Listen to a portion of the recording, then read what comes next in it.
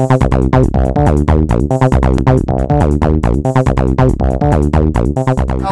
I'm here, Carv. The man described, and I quote, 1 in a million, and Bob Diddle is addicted to sleaze. You having that? I am addicted to sleaze. Yeah? Yeah. Careful of it, Oh, thank you so much, guys. Yeah, I will buy you some. Oh, you got some beers. We got the beers. Take the beers. Legend, mate. Look out for you guys. Fucking hell, this doesn't happen on Parkinson. Right. Oh, sorry. Yeah, it's alright. Right, let's go. So yeah, I mean, I reckon that was a very good description of your tunes. Like, listen to that. You've got the football moves. You've got the, you know what I mean? It's full on. Yeah. Like, how would you describe yourself? I don't know. I mean, it's just rock and roll, isn't it? Really, I guess that's the only thing I can think of. Is rock and roll. We stick with it. We do what we do. Yeah. No, it reminds me of like when I was like first heard this Lads and Liars. It was like when I was listening to the end, it was like Exterminator, even like Primal Scream. I love Primal Scream. I love Primal Scream. Yeah. So like when you were growing up, what sorts of things made you want to pick the guitar and do the band? I'll be honest. The first record I listened to was Sgt. Pepper, and it blew my mind. First song on the album, I was just right. This is incredible. And my auntie left all the vinyl at my mum and dad's house because she was going travelling, and I was like 6 or 7 years old, and I just started coming back from school and putting Sgt. Pepper on. I put Beggar's Banquet on,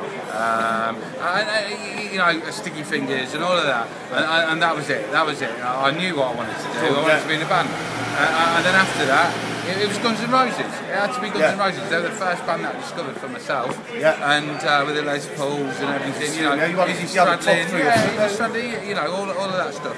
Izzy Stradlin, coolest guitar player ever, apart from Keith Richards maybe. But you know, that was it. That was it. And then after that, all the British stuff. You know, you had the Roses and you had like obviously the Mondays and all of that stuff. You know. Yeah, obviously obviously you're in the Mondays and all that. Played for them for a bit, and that was mad because it was so like a band. Quoted you saying like you actually were the man who twisted his arm to get them back together the last time and all that. Yeah, it was a complete accident. It was a blag because we were sitting down. Blagger, aren't you? Blagger and a liar, but I'm not lying. Which one first? I don't know. What came first, the plug or the lie? but yeah, that somehow happened. We did that for a bit. So you must have like having all that with the Mondays, and then you know you had the Get Loaded stuff as well. Yeah. Howard Marks and all that. He said the song that you had for him was the best tribute he ever had. That was huge. Out of all that, you must have had some top stories to tell us. The one particular rock and roll tale that you can tell. If you can't tell us, tell us one about Jimmy P, the drummer. No, but he's a knob. Well, Jim, I've known him since I was like 11 years old. So we've known each other since we were kids. Too long, yeah. We don't actually get on. It's just a matter of like you can't lose. Is it like when you've been married for 20 years? And you're like, yeah, it's one of those ones. It's like suddenly you know you get to a certain age and you discover a hair on your shoulder or something. Do you know what I mean? And you're like, hold on. Where's that going? Feel attached to it. Yeah. He's got many of them. That's my Jimmy story. On my birthday, remember, I came to see you at soundcheck and he shaved off all of his body hair and his pubes and gave them to me in a plastic bag. He loves that. On my first date. He loves it. He loves shaving that stuff off. You know, fair play to him. You know, that's what he wants to do. Let him do it. But his armpit hair is massive. But yeah. I mean. Yeah, I was going on about top rock and roll story. I'll not keep you on. Top rock and roll story. The biggest rock and roll story ever, I'd say, was. There's so many though because it's constant. It's just constant. It's a constant thing. Yeah, I mean, playing with the Mondays at Roskilde Festival in Denmark in 2005 or 6, something like that, and we got spiked by this native Indian stuff. And got spiked. Me, Sean Ryder, and Johnny, who was playing the slide guitar tonight, and we got spiked.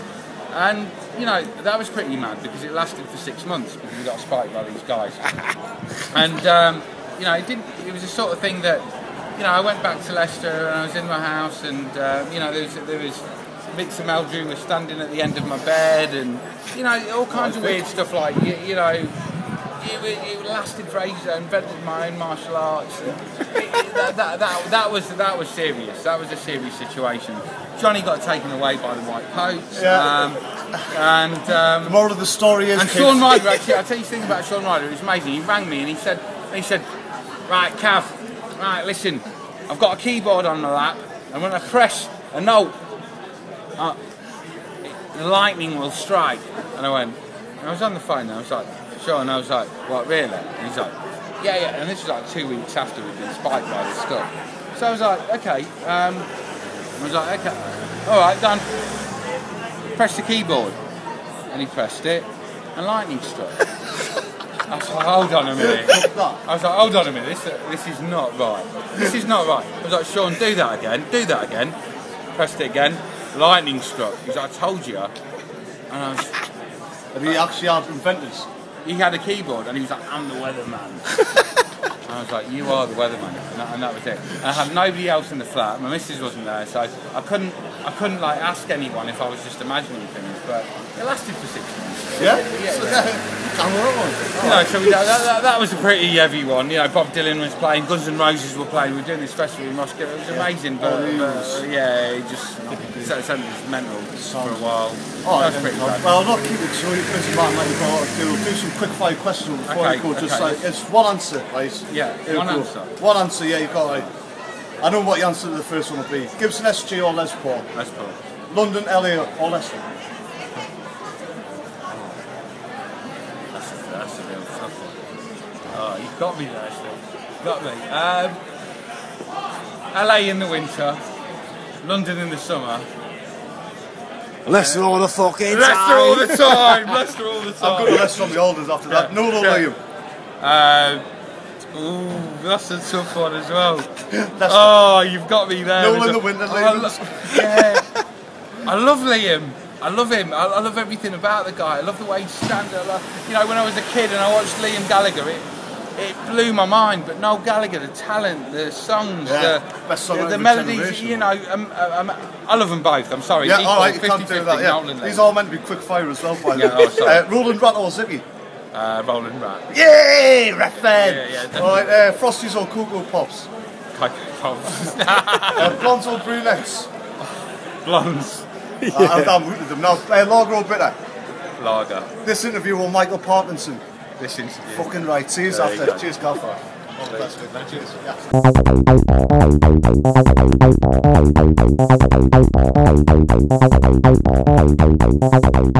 Yeah.